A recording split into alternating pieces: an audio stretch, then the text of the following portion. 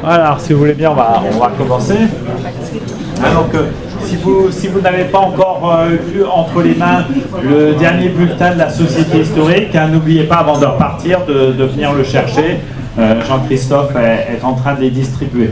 Donc il s'agit des actes d'un petit colloque qu'on avait organisé en décembre 2019 sur le cardinal César d'Estrées, donc juste avant la crise de la Covid. Alors bon, les actes ont mis du temps à apparaître, mais ils sont enfin parus. Alors il s'agit du bulletin de la Société historique, pas des mémoires de la Fédération des sociétés d'histoire et d'archéologie de l'Aisne. Alors pour les mémoires, on a aussi du retard, et ceux de 2022, vous les aurez très probablement en octobre prochain. Puis en décembre, vous aurez peut-être les mémoires de 2023. Oui, vous allez avoir de la lecture dans les prochains temps. Et voilà. Donc là, ça c'est notre dernière réunion de l'année scolaire. Vous savez, la prochaine, ce sera au mois d'octobre. Et ce sera Julien Sapori qui viendra nous parler de Jean Valjean. Jean Valjean était-il axonais? Et de Victor Hugo et de la peine de mort. Voilà, donc ça sera au mois d'octobre. Vous recevrez le programme au début du mois de septembre. Alors ce soir, j'ai le plaisir d'accueillir le président des Amis de Vauclair. Alors beaucoup d'entre vous le connaissent, Monsieur Philippot, et donc ça nous permet d'aller faire un petit tour du côté de Vauclair, et puis ça nous permet aussi de rappeler la figure du père Courtois, le père Courtois qui est décédé en 2005 et qui a été membre de notre société historique, une des grandes figures de la société historique de Picardie, autant de Madame Martinet, du colonel Debutet.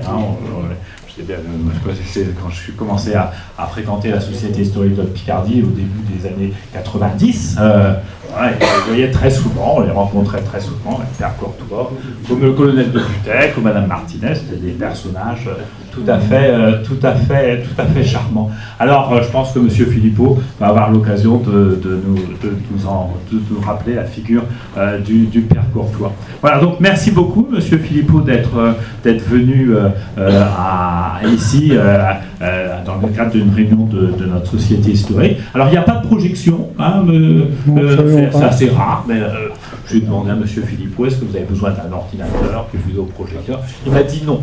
Alors bon, voilà, il assure l'animation entièrement. Merci beaucoup, et on vous écoute avec plaisir. Merci beaucoup. Bon, mesdames, messieurs,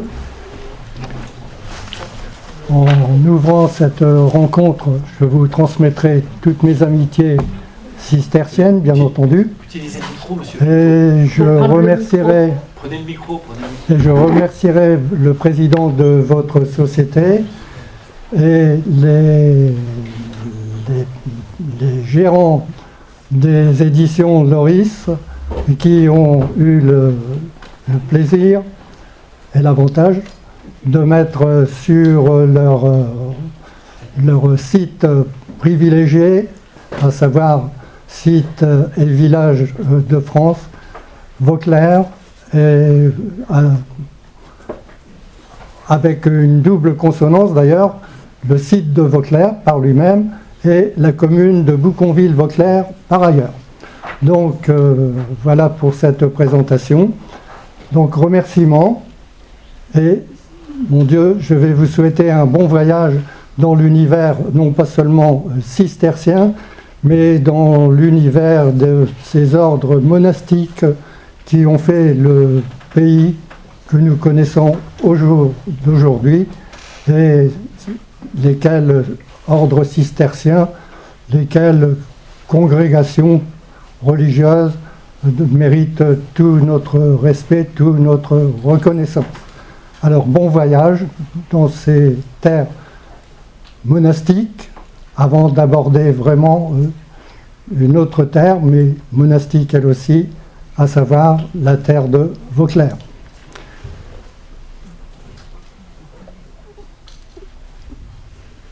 Tout d'abord, je voudrais vous dire une chose concernant ce voyage que je vous propose, c'est que ce voyage va prendre son départ en terre d'islam.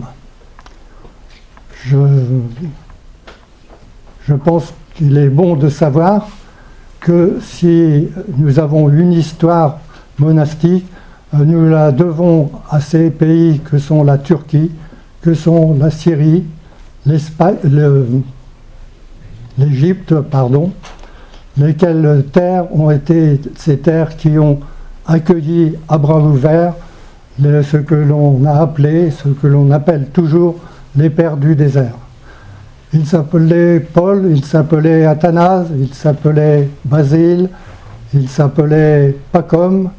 Ce sont eux, en fait, qui ont créé ce retour à une authenticité de la foi dans les temps anciens, puisqu'il faut remonter aux périodes 320 à 382.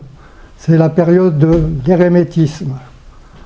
Ce sont des ermites qui veulent vivre pleinement leur foi et qui la vivent dans des endroits très isolés la plupart du temps, vivant de dons et entraînant autour d'eux des gens qui se proposent de les suivre dans leur démarche. En l'année 320, donc, on trouve une première introduction en quelque sorte avec Taben Ben-Nisi en Haute-Égypte, une création de Pacôme qui était ermite et qui a donc créé cette première fondation érémitique. Il a été suivi par bien d'autres, notamment par Basile qui est intervenu en Cappadoce, en Turquie, et par Athanase, etc. Donc 320, 382 en terre d'islam. Mais en parallèle, on remarque qu'en 360, 370, en terre bien française, dans la région de Tours, dans la région de Poitiers, un Romain converti, il était soldat, il est devenu moine, c'est lui qui crée les deux premières cités érémétiques, fondations érémétiques, dirons-nous plus exactement, dans ces régions, Ligugé et Moirmoutier, 360-372. La période de l'érémitisme sera d'assez courte durée. Pourquoi? Parce que être ermite, c'est vivre solitaire. Et l'homme n'est pas fait pour vivre solitairement. Il est fait pour vivre solidairement. Et on va s'orienter très vite vers le monachisme à partir des années 410, 414, 415, 435. Et nous aurons ces premières fondations monachistes en France, à savoir à l'île de Lérins, fondée par saint Honorat, à Marseille, avec Saint-Victor, fondé par saint Jean Cassien, à Saint-Claude, fondé par deux frères, Romain et son frère Lupicin. Donc vous voyez que le monachisme, très rapidement, prend la relève de l'érémitisme. Alors cette fois, on vit non plus solitairement, mais solidairement. Et puis, le temps va passer. Nous aurons en 529 un signe assez fort qui va faire que le monachisme va prendre toute son expression, toute son importance. Et c'est, mon Dieu, la règle de Saint Benoît, chose que vous savez très bien. 529, c'est la fondation du Monte Cassino en Italie par Saint Benoît de Nursie, et c'est ce phare, ce premier phare, qui va éclairer le retour de la foi, l'avancée de la chrétienté jusqu'à hauteur du XIe siècle, où la chrétienté aura repris toute sa place, toute son importance, et sera alors un élément fondamental en fait de la poursuite de la démarche. 529.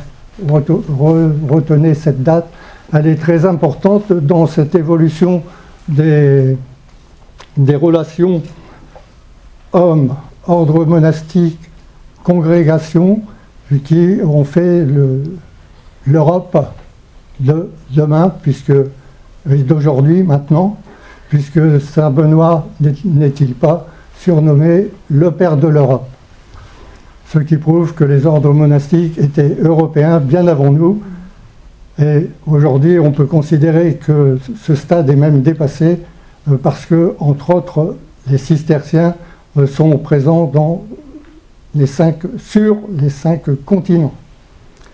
Ils s'apprêtent même, pour votre information, à créer une fondation au Sénégal. Après avoir renouvelé la fondation, redonné vie à la fondation de Munkeby en Norvège. Donc 529. Après, il faudra attendre quelques années, parce que les moines irlandais vont s'implanter en France. Ils vont faire une incursion en France, prétendant que la France, entre autres l'Europe, ont besoin d'être évangélisés. C'est leur sentiment. Ils sont venus, ils ont agi, ils nous ont laissé Luxeuil en Haute-Saône et ils nous ont laissé Boisby en Sardaigne, je crois, si mes souvenirs sont exacts. Toujours est-il que c'est arrivé avec Saint-Colomban, moine irlandais, a fait que les Clunisiens, entre autres, les cisterciens par la suite, ont été retardés un peu dans leur démarche. Mais ceci n'empêche que à quelque chose malheur est bon, puisque avec l'avènement de Louis le Preux, fils de Charlemagne, et surtout avec la présence de Charlemagne, le monachisme a obtenu ses lettres de noblesse, puisque lors du concile d'Aix-la-Chapelle en 817, la règle de Saint-Benoît a été rendue obligatoire sur tous les sites monastiques et monachistes d'Europe. 819. Après, il faudra attendre 910. 910, pourquoi? Eh bien parce que c'est l'arrivée des Clunisiens. Les Clunisiens sont arrivés dans ce paysage, non pas par surprise, parce qu'avec Saint-Benoît d'Aniane et le concours de Louis le Preux, le monachisme a pris toute son importance, mais aussi parce que les cisterciens n'étaient pas prêts, semble-t-il. Ils ne s'intéresseront vraiment à une démarche conséquente, bien construite, que dans les années 1098. Que dire des Clunisiens? Les Clunisiens ont été en fait les premiers. Ils ont devancé les cisterciens. On peut dire qu'ils ont été des gens de la religion. Ils ont été des moines orants, comme on dit, axés sur la prière, ayant une relation particulière avec le monde des morts. Alors que les cisterciens qui leur succéderont seront des moines, eux, bien inscrits dans nos paysages, bien inscrits dans le monde de leur époque, et ce seront des moines bâtisseurs, bien qu'étant, comme on le prétend souvent, mais avec erreur à mon avis, des moines de l'enfermement. Si les moines étaient de l'enfermement, entre guillemets, sachons que les frères convers, avec les frères convers, les cisterciens ont été des moines du développement qui a trouvé ses premières lettres honorables.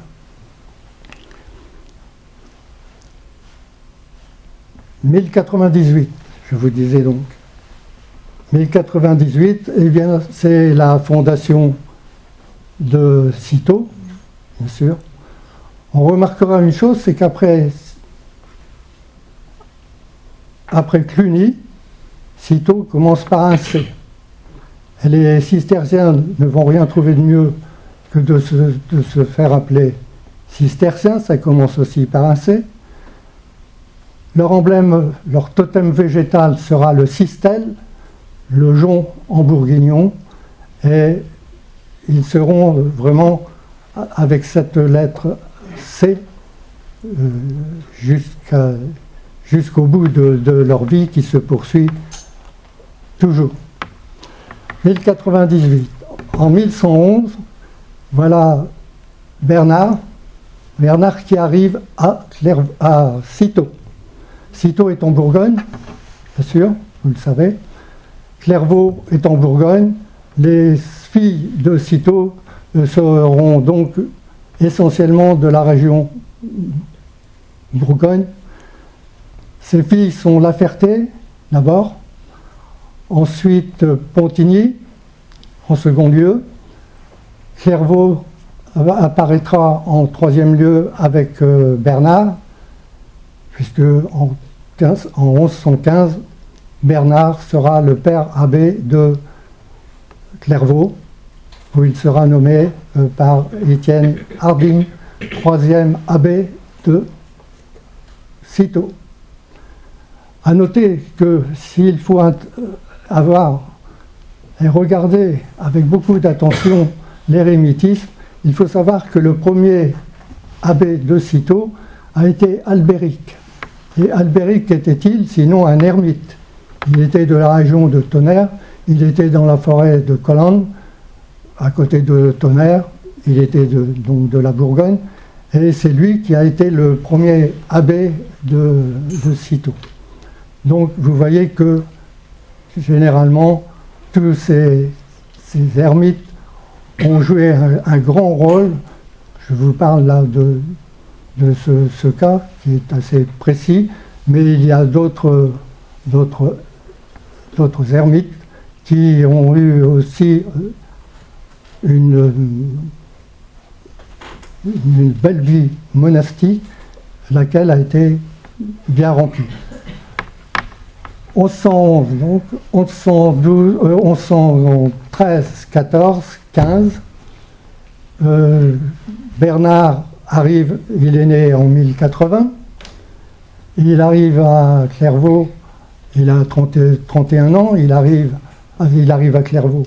Il arrive à Cîteaux à 31 ans, il passe 4 années à Cîteaux, et il est nommé père abbé. Et c'est lui qui, homme charismatique, il n'y a pas d'autre terme, fera en sorte que le monde claravalien sera le plus important, puisqu'à la mort de Bernard en 1153, rien qu'au titre de la fondation claravalienne, il y aura 167 abbayes qui seront claravaliennes. Vauclair sera la 15e. Vauclair, 15e fille de Clairvaux, née le 23 mai 1134. Alors, tout ça pour arriver à quoi? Eh bien, on s'aperçoit que les cisterciens, puisque maintenant on peut parler des cisterciens, même si les clunisiens sont toujours présents. Les clunisiens, pour votre information, seront présents après une longue agonie jusqu'en 1823, où ils disparaîtront complètement des écrans. À part qu'il subsiste, bien entendu, quelques éléments importants du patrimoine clunisien, mais socialement parlant, on ne peut plus parler des clunisiens aujourd'hui comme on parle des cisterciens aujourd'hui.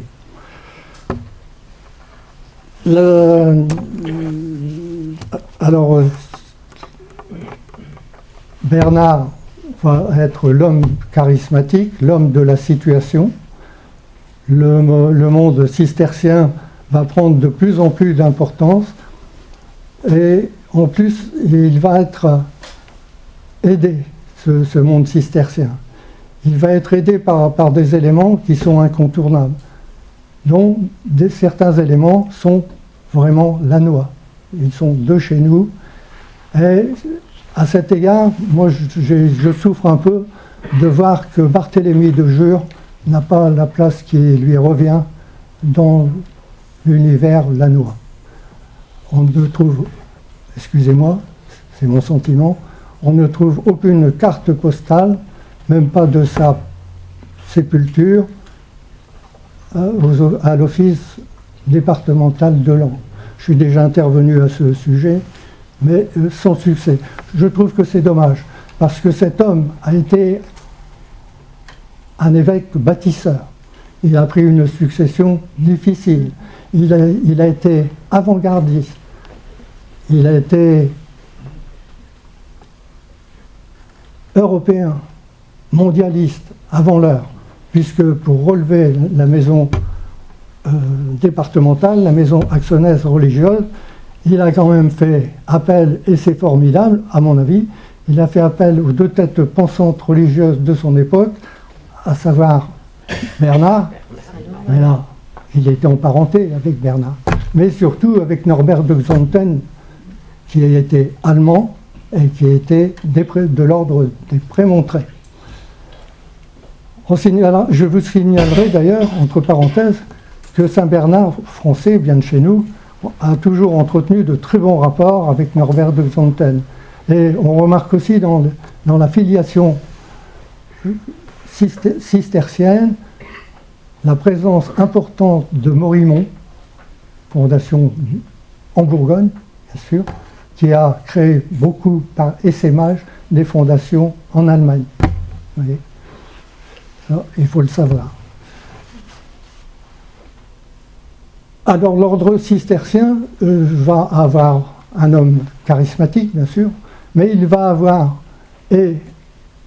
un ermite, Albéric, qui a été le premier abbé de Cîteaux, et puis il va avoir Robert de Molesme, qui lui quand même était prêtre et avait fondé le site de Molesme, qui existe toujours, même s'il est, comme Vauclair, un peu abandonné entre guillemets, puisqu'il n'y a pas à Molesme de communauté. Mais avec Étienne Harding, aussi devenu troisième abbé de Cîteaux.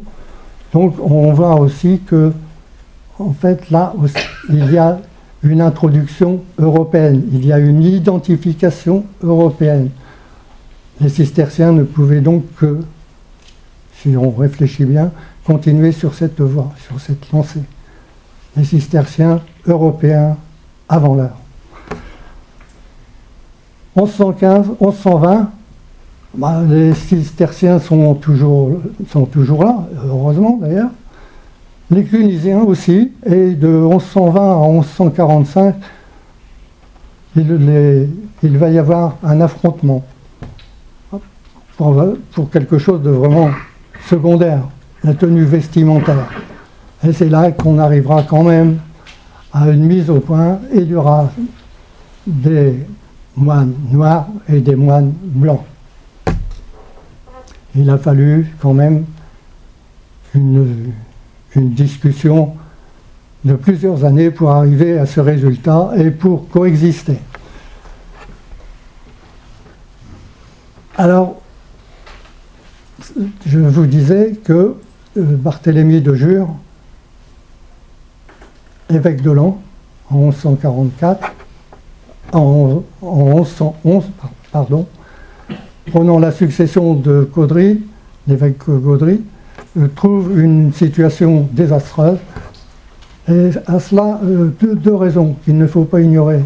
C'est que cette période médiévale a été une période vraiment difficile. On a des périodes difficiles. Encore actuellement, on a une période pénible. Mais pensons que dans ces années, les gens ont connu quantité de difficultés, des hordes barbares qui envahissaient, qui détruisaient, qui pillaient, qui violaient. Ils ont connu la lèpre, ils ont connu la lèpre. Vauclair, c'est pas sans raison que Vauclair, en 1419, a perdu 11 moines en 50 et quelques jours. La lèpre était là. La lèpre, la peste. Ces éléments ont fait que la vie de nos anciens n'a pas été une vie tranquille. La peste est apparue en 2 fois, en 1378 et en 1419. Donc vous voyez que la vie n'a pas été facile.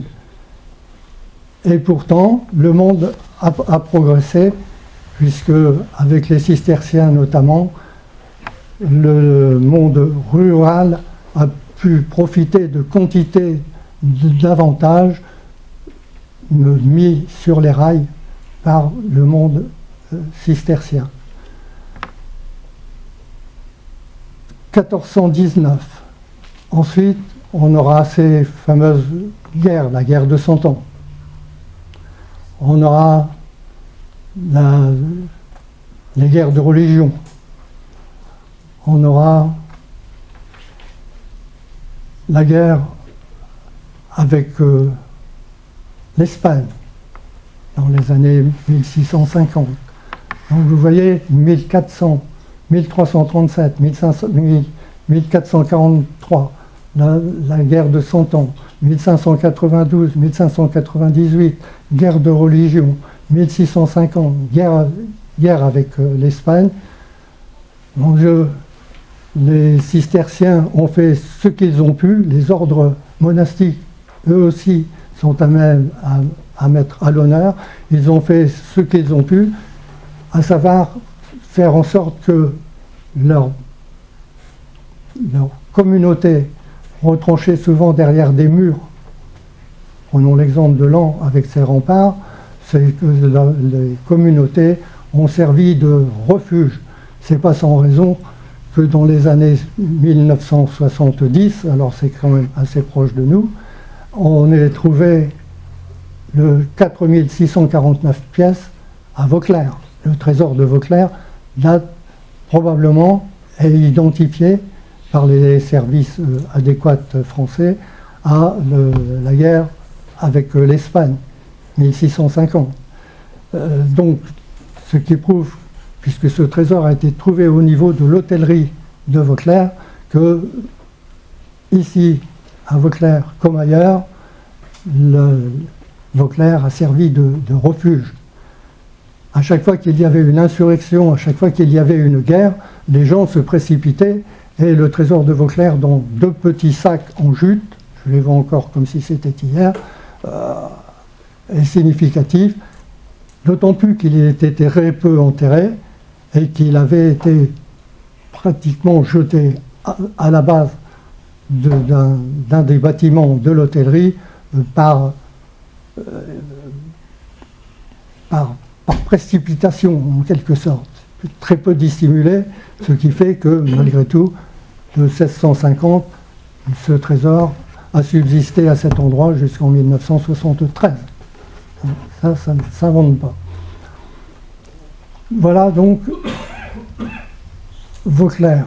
Alors, Barthélemy de Jure, je vous ai dit, ce moine, cet évêque, qui a terminé moine à Foigny, Foigny étant la première communauté cistercienne créée dans notre département. Foigny est en Thiérache. Et à côté, pour votre information, et on voit l'implication industrielle des cisterciens.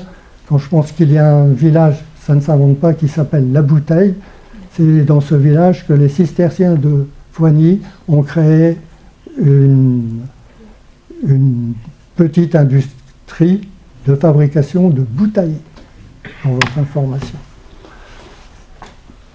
Donc Barthélemy de Jure, face à ces problèmes, problèmes sociaux, pour problèmes d'installation, de pérennisation de la chrétienté dans notre département, a fait tout, et on peut considérer que cet homme a eu beaucoup de valeur, et il a été très honnête, parce que s'il s'est retiré pendant ces 7 dernières années, jusqu'en 1958, s'il s'est retiré à Foigny, c'est parce qu'il a refusé de participer à un acte qui lui semblait répréhensible pour l'époque. Par honnêteté, il a préféré donner sa démission d'évêque et il a demandé à vivre comme simple moine à Foigny. On arrive donc à un redressement de la maison religieuse départementale. Il faut savoir, tout à l'heure je vous parlais de la lèpre et de la peste, il faut savoir qu'à ce moment-là, il y avait 67 léproseries dans notre département, dont 28 rien que pour le diocèse de Laon. Ce qui vous prouve donc que la lèpre était bien présente, de même que la peste. 1600, 1700. On essaie d'avancer un peu dans le temps. 1789 va sonner comme un coup de tonnerre, un grand coup de tonnerre. On confisque les biens monastiques. Hier, comme aujourd'hui, quand l'État a besoin d'argent, quels que soient les responsables de l'État, on sait où trouver l'argent. Donc, confiscation des biens monastiques en 1789. Cette opération, elle va se prolonger un petit peu, 1790, 1791, 1792, où les congrégations et les ordres monastiques seront déclarés illicites. Allez donc savoir pourquoi. C'est dans la tête de nos grands directeurs de l'époque. Toujours est-il que ça a été la fin, une fin, entre guillemets, une fin momentanée des congrégations et des ordres monastiques. Parce que bizarrement, comme dans tout, en fait c'est dans toute histoire, bien souvent il y a un sursaut, et ce sursaut va s'opérer, et les ordres monastiques qui auront vécu d'abord un peu la débandade, c'était un peu le sauf-qui-peut général, reprendront vigueur et renaîtront de leur cendre. Ce monde est un monde que je considère, moi, comme de l'ombre et de la lumière, de la vie, de la mort. La vie monastique, c'est un peu ce regard. C'est le regard que l'on doit et que l'on peut porter, à mon avis, sur ces périodes fort troublées, mais qui, malgré tout, ont été très riches. Vous allez savoir pourquoi. 1792, la fin des ordres monastiques, dispersion, les biens de Vauclair, puisque là on parle cistercien, les biens de Vauclair sont dispersés. Vauclair, c'est évidemment une muraille de plus de 2 km de long. C'est une construction au milieu de 316 hectares de bois. C'est un lieu où il y a du bois, de la pierre, de l'eau, chose nécessaire à toute construction rendant une vie possible. Donc, Vauclair est un lieu un peu privilégié, un lieu tranquille, parce que pour être cistercien, il faut certes du bois, de l'eau, de la pierre, mais il faut de la solitude, il faut du calme, il faut pouvoir exercer dans l'authenticité la plus précise sa foi, et il fallait que ces éléments trouvent leur place de façon très rationnelle. 4000 hectares à disperser dans 27 communes. Vauclair a quand même créé, acquis, développé des exploitations agricoles de 91 hectares, de 93 hectares à 711 hectares,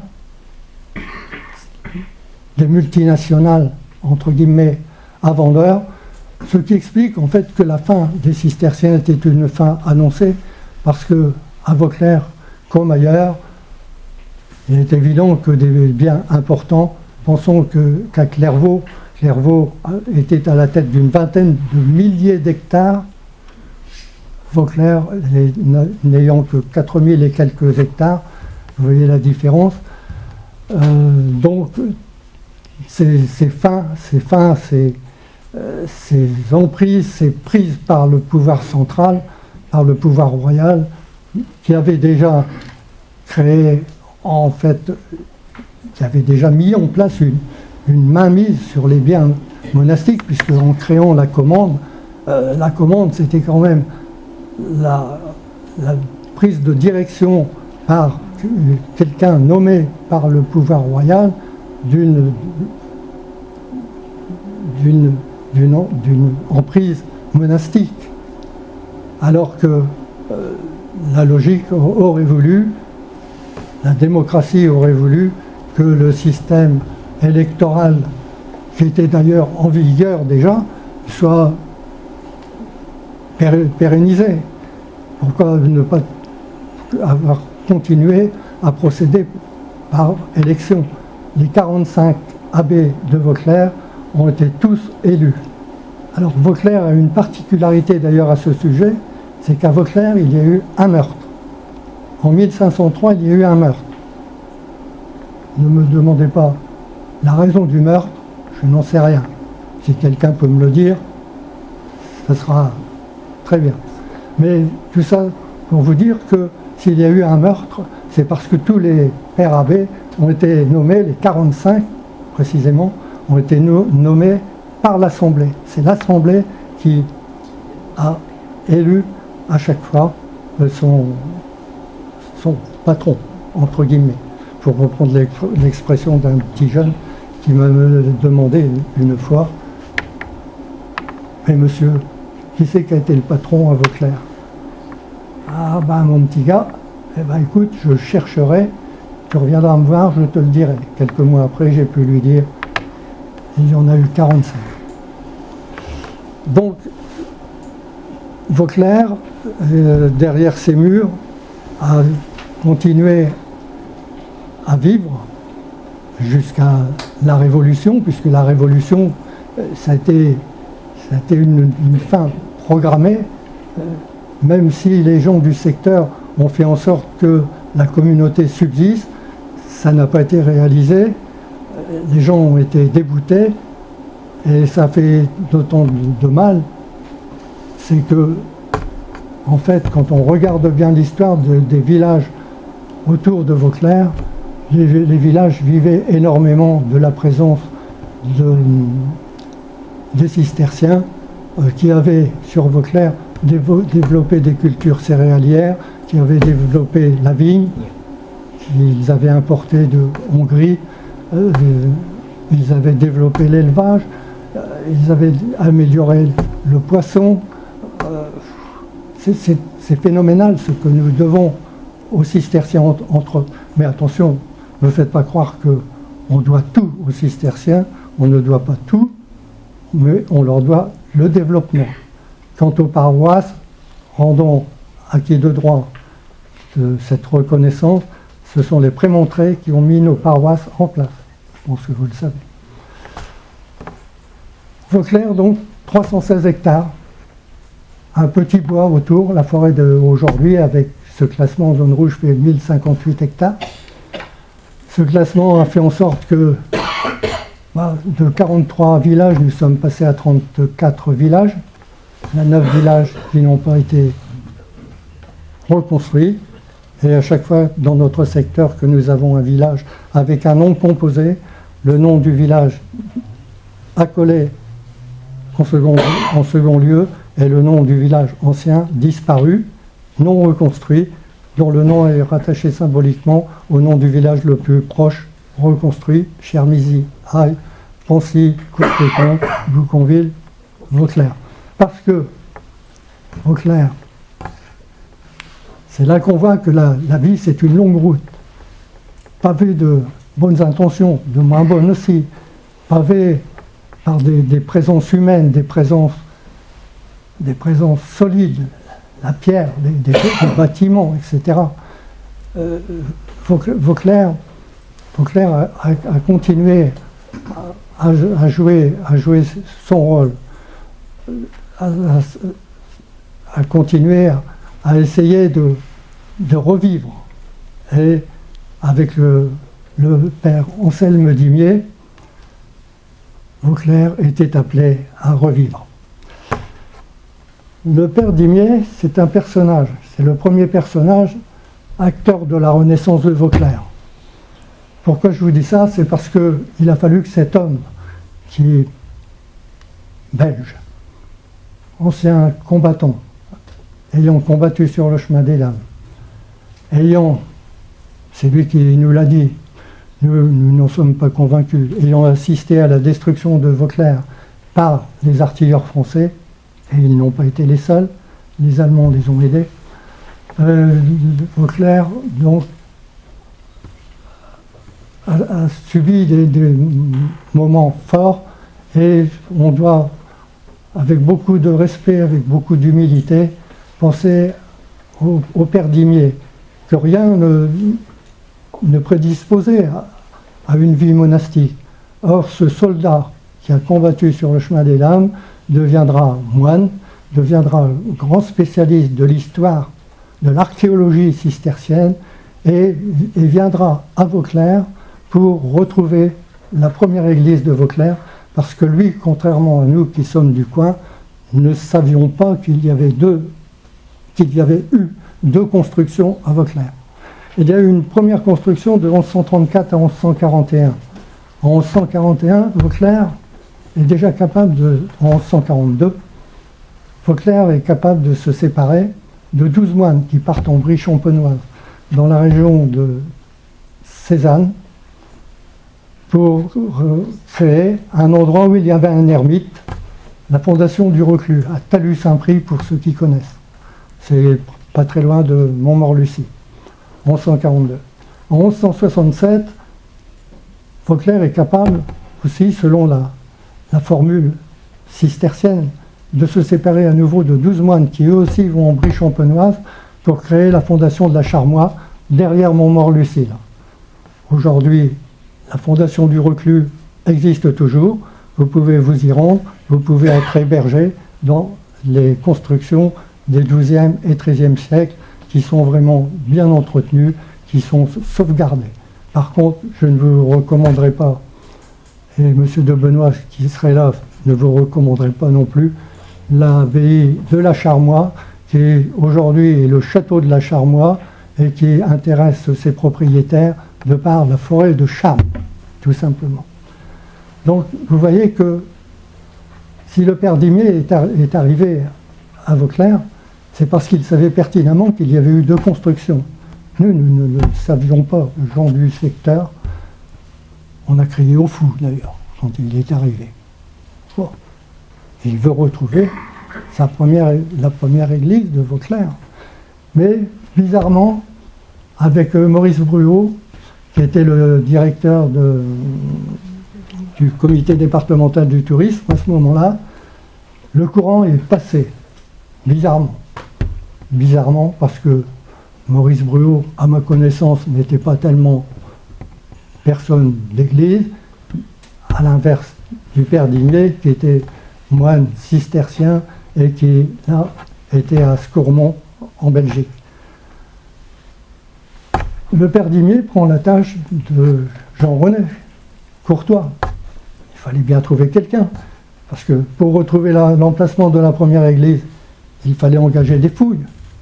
Il fallait Il fallait quelqu'un de compétent. Il fallait quelqu'un connaissant tant soit peu l'archéologie. Le père Courtois termine des fouilles à Orval, en Belgique. Il a créé à Orval le groupe Source.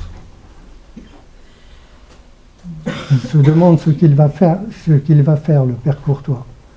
Je tiens ça de lui-même.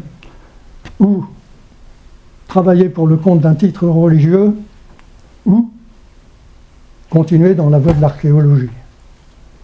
Eh bien, c'est cette voie qu'il va choisir en réponse à la question du père Dimier. Jean-René, tu vas à Vauclair, tu verras ce que tu peux faire et tu me donneras ta réponse. Maurice Bouillot est d'accord qu'on engage des fouilles. Il veut même qu'on aille un peu plus loin et qu'on fasse renaître, autant que faire se peut, Vauclair. Voilà la renaissance de Vauclair. Vous voyez que Vauclair, c'est en fait un site où on est passé de l'ombre à la lumière, de la lumière à la destruction. N'oublions pas que la destruction de Vauclair, c'est quand même, je vous en parlerai un peu après, c'est quand même un autre drame. Parce que après la Révolution, eh bien, Vauclair a eu une vie non plus monastique, mais une vie laïque. Il y a eu quand même une municipalité. Vauclair, la Vallée-Foulon, ça se comprend. Si on se fait un peu cartésien et non pas cistercien, on est obligé de reconnaître que c'est tout à fait logique. Le village de la Vallée-Foulon appartenait aux cisterciens de Vauclair. Dans les 34 maisons qui étaient logées, le personnel attaché au vignoble. C'est clair et net. Et qui travaillait dans les champs, eh ben ce personnel qui était logé. Si bien que beaucoup d'habitants de la Vallée-Foulon ont acquis, lors de la vente des biens au titre des biens nationaux, ont acquis leur maison. Alors souvent, on me dit à Vauclair, ah, ouais, mais ils ont été égoïstes, ils ont fait travailler des gens. Ben oui, mais ils ont contribué aussi, bien sûr, ils ont fait travailler des gens, mais ils ont élevé le niveau des gens aussi, en leur faisant prendre conscience que la science existait, qu'on pouvait faire des choses avec la science, qu'on pouvait avancer, qu'on pouvait devenir meilleur, qu'on pouvait vivre dans la paix, etc., etc. Vous voyez, c'est toute une éthique, une morale que les cisterciens ont mis en place, en fait, progressivement. Alors, le père Courtois arrive à Vauclair en 65, et il regarde ses fouilles douées d'avenir, comme il l'a dit lui-même, et puis il prend la décision de venir à Vauclair, et il reste à Vauclair 39 années. Par contre, s'il reste à Vauclair 39 années, il ne fouillera pas le sol de Vauclair pendant 39 années, mais pendant 21 années et demie, soit de 1965 à 1987. Les fouilles de Vauclair, que vont-elles révéler? Qu'est-ce que je vous disais tout à l'heure, qu'il y avait eu un avant monastique, là-bas, dans ces terres d'islam, à Vauclair, il y a eu un avant Vauclair, parce qu'il y a eu un village carolingien. Le village, où est-il? Où est-il, ce village de Curmont-Blin? J'en sais rien. Je ne pourrais pas vous dire où il est, je n'en sais rien, et j'attends que quelqu'un me dise où il était précisément. Parce que dans notre association, on a le souci de la précision. On l'annoncera quand on sera capable de l'annoncer. Comme aujourd'hui, nous sommes capables, et je vous remercie, vos représentants d'avoir choisi la date d'aujourd'hui pour venir, pour m'inviter à Vauclair, et à travers moi, c'est Vauclair que vous invitez. Vauclair est né le 23 mai 1134, c'est bientôt son anniversaire.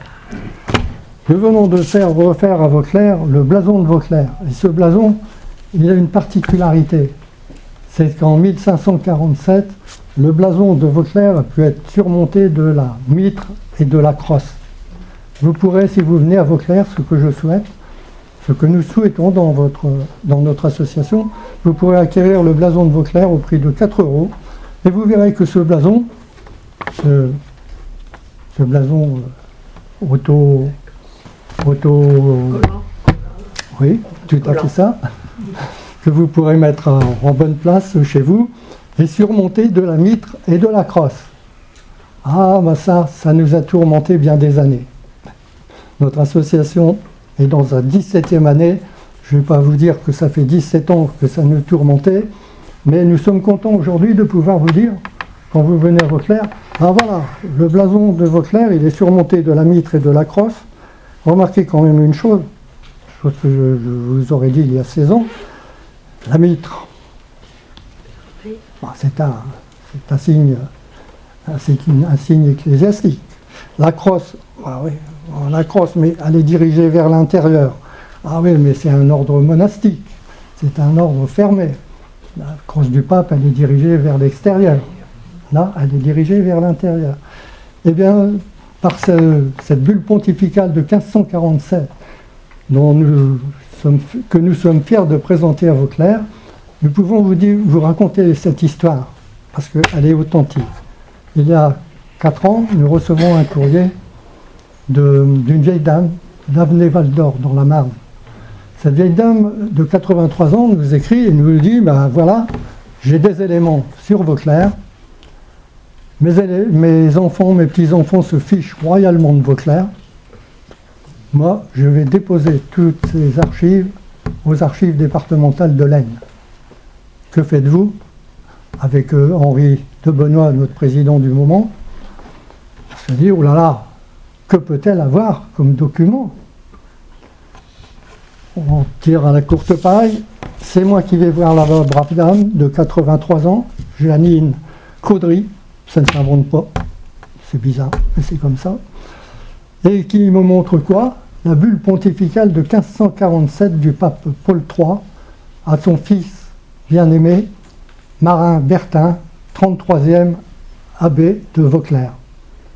Et cette bulle pontificale en latin, puisque n'oublions pas que l'Église, à partir du XIe siècle, a trouvé sa grande unité, déjà une unité humaine, mais une unité aussi religieuse, avec l'emploi du latin.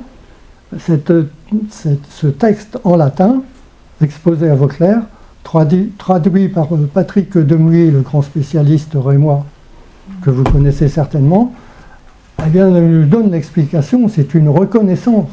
Vauclair a quand même été destinataire à cette époque-là d'une reconnaissance venant du pape, du 233e pape du moment. Digression. J'en termine. On tourne la page. Vauclair continue. Et Vauclair, donc, avec les fouilles qui ont duré 21 années et demie, eh bien, ces fouilles nous ont permis de remonter l'histoire de Vauclair. Comme tout à l'heure, on parlait d'une histoire qui vient de loin. L'histoire de Vauclair, elle vient aussi de loin, parce que ces 21 années de fouilles nous ont permis de remonter des éléments de l'époque néolithique, de l'époque gallo-romaine, de l'époque mérovingienne et de l'époque carolingienne. Qu'avec le départ des Carolingiens, où on est devant un vide. Alors, y a-t-il eu épidémie? C'est à prendre ou à laisser. C'est à prendre avec beaucoup de retenue. Y a-t-il eu à ce moment-là épidémie? Moi, je voudrais bien qu'on m'explique pourquoi on a découvert autant de corps d'enfants et d'adultes sur le site de Vauclair. Je ne sais pas. Je ne sais pas. Mais enfin, ces fouilles ont pu faire en sorte que l'on a pu remonter l'histoire de Vauclair et donc avancer dans nos recherches, parce que dans notre association, on s'efforce toujours d'être actif, concret, on a horreur d'avancer quelque chose qui n'a pas été vérifié plutôt 3 fois qu'une. Histoire cistercienne, histoire laïque. Vauclair après la Révolution, village. Vauclair, la Vallée-Foulon. Les 34 maisons, je vous le disais tout à l'heure, habitées par des gens du secteur, devenus propriétaires de leurs maisons. Une municipalité dans les années 1824, une mairie, ni à la Vallée-Foulon, ni à Vauclair, mais à la ferme d'Urtebise, à égale distance des 2 villages. Laquelle ferme d'Urtebise appartenait aux cisterciennes Vauclair. 1824, on a des registres d'état civil.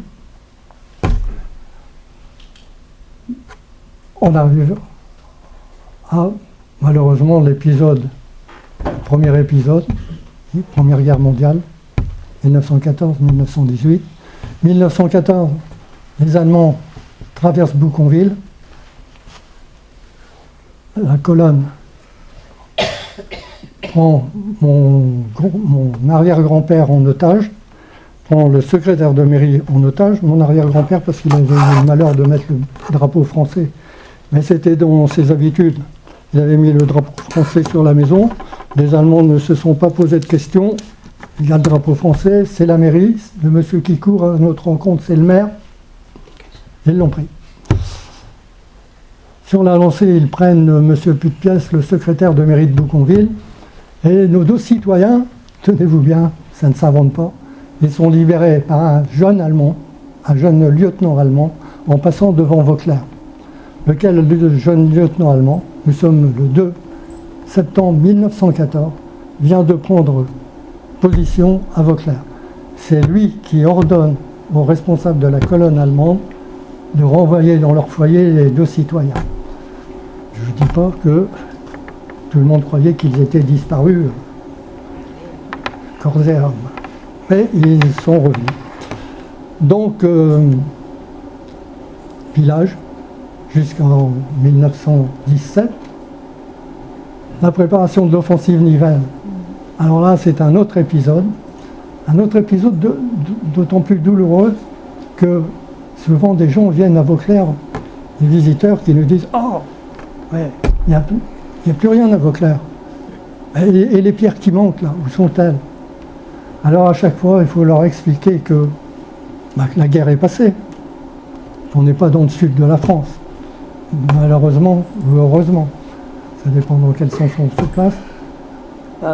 Les destructions, oui, qui dit destruction, mais dit aussi reconstruction. Il a fallu reconstruire ce qui avait été détruit. Vauclair a servi de carrière de pierre, après avoir été sous les tirs français à raison de 533 obus à la minute. C'est pas moi qui le dis, ce sont les archives de Vincennes. 533 obus à la minute pendant 2 jours et demi, détruits et achevés par les Allemands qui n'ont rien trouvé de mieux pour fuir, au moment de leur fuite, de dynamiter. La destruction de Vauclair, contrairement à ce que pensent beaucoup de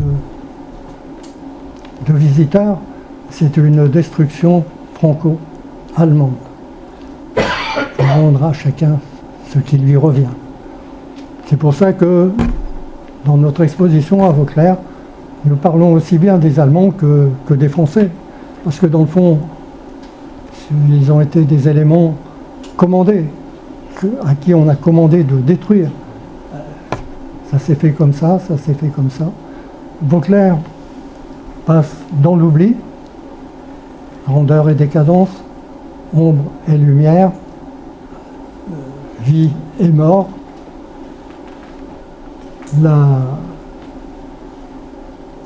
Voilà, Vauclair anéanti pour plusieurs années, et je fais le petit retour en arrière. Il a fallu attendre 1965, le père Dimier, le père Jean-René Courtois, qui repose à Vauclair, pour votre information, au pied de la Grande Croix en fer forgé. Il a fallu attendre que ces deux hommes et avec le concours, et vraiment un concours efficace de Maurice Bruot, prennent l'affaire en main pour qu'il y ait des chantiers de menés et qu'il y ait 533 jeunes. Nous en avons recensé 533. Nous avons établi un tableau à Vauclair, que ceux qui connaissent Vauclair connaissent probablement. Il y a 533 noms sur ce tableau et il nous arrive de voir Élodie Bertin. Oh, c'est ma mère. Un jeune moins jeune aujourd'hui, qui sur ce tableau a vu que c'était sa mère. Donc tout ça pour vous dire que Vauclair, vous voyez, c'est une succession de petites histoires qui font que c'est une grande histoire. Une grande histoire que vous pouvez continuer, si vous le souhaitez, à découvrir en venant à notre rencontre à Vauclair. Nous organisons des rencontres. Vous pourrez voir ça dans notre brochure, dans notre 3e brochure. Nous organisons des visites guidées en semaine, sur rendez-vous, dans la gratuité.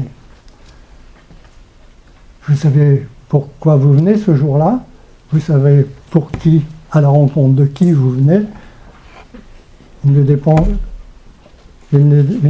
que de vous de faire ce choix.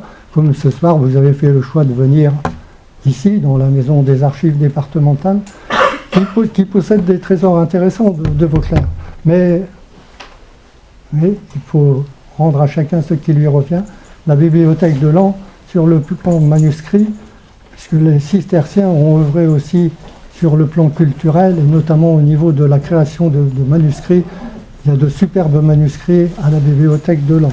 Ceux qui les connaissent, ou ceux qui en connaissent quelques-uns de ces manuscrits, ne me démentiront pas, parce que ce sont vraiment des trésors, et on voit que ce soit au niveau des couleurs, au niveau le blason de Vauclair, vous regarderez le nombre de couleurs, il est limité. C'était limité, tout cela, ça a été codifié dans les statuts de 1119. Les statuts cisterciens vous précisent vraiment la codification de la vie cistercienne. Que vous dire de plus? Sinon, vous invitez à venir à Vauclair, je me répète. J'ai essayé de ne pas être trop long. J'ai regardé souvent l'horloge.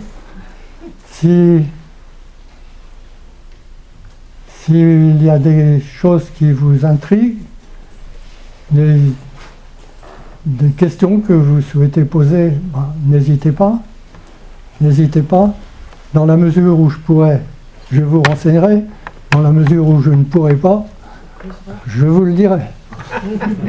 Je voudrais terminer en vous signalant que les éditions Loris qui sont présentes ici vont vous proposer le second livre que j'ai fait sur Vauclair. Le premier livre, je l'ai fait en 2009. Il faisait 140 pages. Le second, en 2021, fait 214 pages. Nous avons aussi fait... Oui, c'est exact. Nous avons aussi, grâce aux éditions Loris, remis en circulation Valise Clara, qui est le livre réalisé par le père Courtois avec le concours de Succo pour les photos, le japonais ayant fait des photos phénoménales et le père Courtois des textes prenants. Un site cistercien Vauclair, voilà mon deuxième travail sur Vauclair. C'est sûr que vous en apprendrez plus que ce que j'ai pu vous dire, parce que là, il y a quand même 214 pages. Vous avez là-dedans toute l'histoire de la bulle pontificale de 1547. Vous avez les grandes exploitations agricoles créées par les cisterciens dans notre département. Et nous avons à Vauclair une exposition qui concerne uniquement... nous avons plusieurs expositions à Vauclair, bien sûr. Nous tournons avec plusieurs expositions que nous créons nous-mêmes.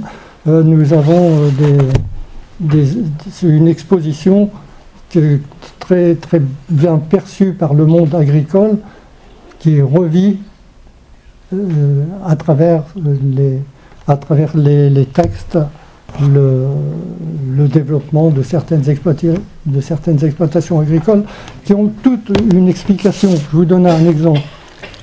Les cisterciens de Vauclair n'ont jamais eu d'étang. L'étang des moines, c'est une invention de l'ONF, une création. Pardon, pas d'invention. C'est une création de l'ONF. Pourquoi les cisterciens de Vauclair n'ont-ils jamais eu d'étang? Pourquoi se seraient-ils fatigués à créer des étangs à Vauclair, alors qu'ils étaient propriétaires de la ferme de la pêcherie? C'est là-dedans, c'est dans ce livre. La ferme de la pêcherie de 91 hectares est au bord de l'Aisne à Pont-Aver. Ils avaient obtenu là-bas le droit de pêche, donc le poisson venait de Pont-Aver, arrivait directement à Vauclair, où seul le vivier était de bonne contenance, 25 mètres de long sur 15 mètres 50 de large. Voilà une explication. Après, vous avez aussi des explications sur les autres grandes exploitations, Robert Champ, Moucherie, etc. J'en passe et des meilleurs. Mais alors, en conclusion aussi, j'allais l'oublier, c'est pourtant important. En conclusion, je voudrais vous dire que ce que nous devons aux cisterciens est incroyable. Ce que nous devons aux clunisiens n'est pas à négliger. Ce que nous devons aux clarisses et autres ordres monastiques, nous devons beaucoup aux ordres monastiques qui ont modelé notre pays, qui ont contribué à faire ce que nous sommes aujourd'hui. Pensez, je vais vous donner 2, voire 3 exemples. Pensez que la métallurgie en Champagne-Ardenne, eh bien, aux forges Saint-Bernard, elle a fonctionné jusqu'en 2004. Et je tiens d'ouvriers anciens des forges Saint-Bernard que ce sont les ouvriers eux-mêmes qui ont détruit leur outil de travail. Je ne vous en dirai pas de plus, mais je vous dirai quand même qu'il y a une chose qui me trouble, c'est que le village qui est attenant à la forge, aux forges Saint-Bernard au pluriel, aux forges Saint-Bernard, dans les mains de Marocains qui font visiter au jour d'aujourd'hui. Monsieur Mitoudi fait visiter les anciennes forges Saint-Bernard. Les forges Saint-Bernard, qui ont fonctionné jusqu'en 2004, je me répète, ont produit un acier de très bonne qualité et qui a été utilisé dans l'automobile. Pensez aussi que le village à côté, où étaient logés les ouvriers des forges de Saint-Bernard, était un village de 650 habitants. Que ces habitants vivaient en autarcie. À l'exemple, c'est assez bizarre d'ailleurs. J'ai cherché des explications, je n'en ai pas trouvé pour l'instant. Je vais être franc avec vous. C'est troublant avec l'œuvre de Gaudin à Guise. Ah oui, c'est troublant parce qu'aux forges de Saint-Bernard, il y avait la boulangerie, il y avait le boucher, il y avait, etc. Il y avait tout pour vivre en autarcie. Et je me demande si Gaudin n'a pas été inspiré par l'histoire cistercienne. Autre exemple. C'est où les forges Saint-Bernard? Comment? Les forges Saint-Bernard, ça se trouve où? C'est à côté de Clairvaux. C'est juste de Bar-sur-Aube, Clairvaux, c'est au bord de la route.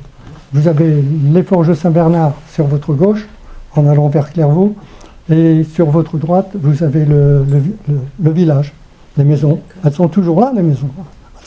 Elles sont occupées. Hein.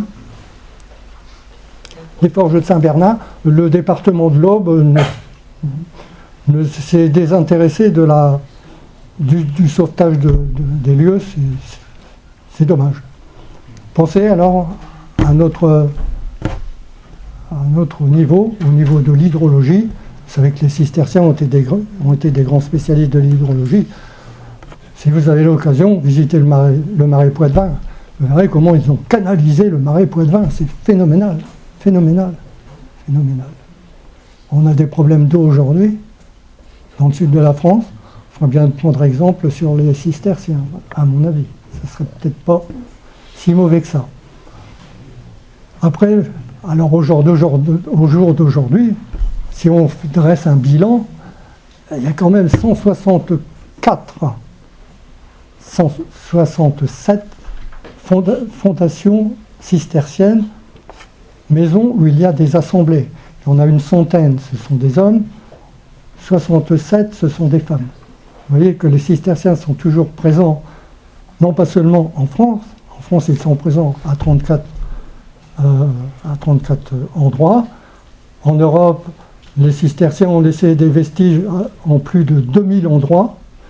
Et ils sont présents aussi, je vous le disais tout à l'heure, au niveau international.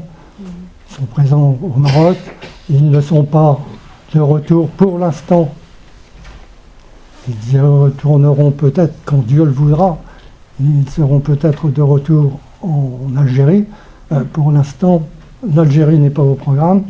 Mais là, ils s'installent au Sénégal. Ouais. Alors bizarrement, vous remarquerez une chose, c'est qu'on est en conflit avec la Russie. Mais ça me semble assez bizarre. Les cisterciens n'ont pratiquement pas mis les pieds en Russie. Et je ne sais pas si vous vous souvenez de François Mitterrand, qui a dit à des visiteurs qu'il interrogeait sur l'Europe. Il a répondu à ses visiteurs, l'Europe, vous voulez savoir ce qu'elle est? Regardez une carte cistercienne, vous le saurez. C'était gentil. Je vais en terminer. Alors, des conclusions. Je serai un cistercien laïque, si je pouvais me donner un titre. Mais j'espère que vous avez été intéressés par mon propos. Un peu décousu, c'est un voyage. Moi, je ne suis pas conférencier. C'est la deuxième fois que j'interviens à Laon. J'ai intervenu une fois au niveau de l'IUT de Laon. Et puis, cette fois-ci, parce que là, M. Thierry, Eric, et puis les représentants des éditions Loris ont initié cette rencontre. Mais sinon, ce n'est pas dans mes habitudes. Par contre, j'interviens souvent à Vauclair, parce que malheureusement, au jour d'aujourd'hui, si nous avons réussi au niveau du jardin à créer une brigade de 27 bénévoles, au niveau de la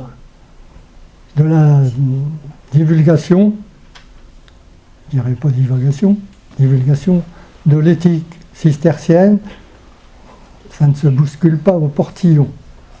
La porterie est pourtant ouverte, mais non, là on a un problème, ou j'ai un problème. Voilà, je vous remercie encore. Je pense que les éditions Loris vont intervenir et vont me permettre de souffler un petit peu. Merci beaucoup.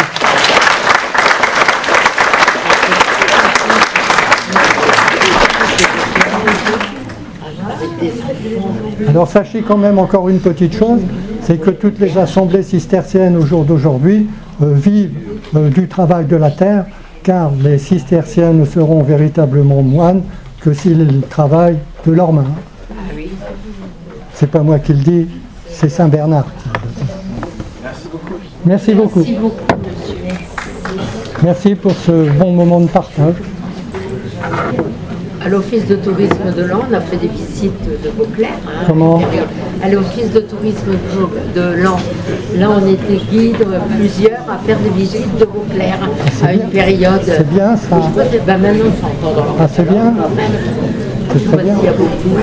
J'ai plus beaucoup. Alors là, il va falloir voir avec... Vous avez dû faire avec des... Vous en avez plusieurs.